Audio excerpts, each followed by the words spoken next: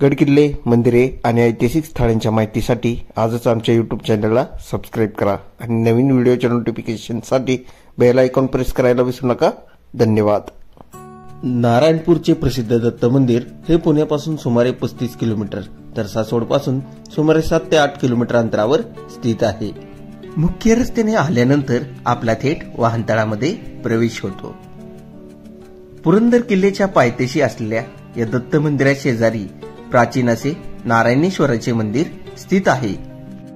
दर गुरुवारी येथे भाविकांची दर्शनासाठी प्रचंड गर्दी असते। येथे वाहनतळाच्या इथून अथवा मुख्य रस्त्याने समोरील बाजूने दर्शनासाठी प्रवेश करता येतो। मंदिर परिसर स्वच्छ, प्रसन्न आणि प्रशस्त आहे। नारायणपूरचे दत्त मंदिर षटभुजा असलेल्या एकमुखी दत्तमूर्तीमुळे प्रसिद्ध आहे। ही षटभुज एकमुखी दत्ताची प्रसन्नचित्त मूर्ती। एकमुखी दत्त मंदिराच्या अगदी समोर त्रिमूर्ती दत्त मंदिर आहे।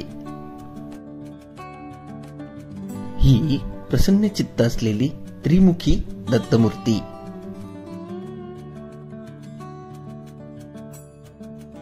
त्रिमुखी दत्त मंदिरासमोरच औदुंबर वृक्ष आहे।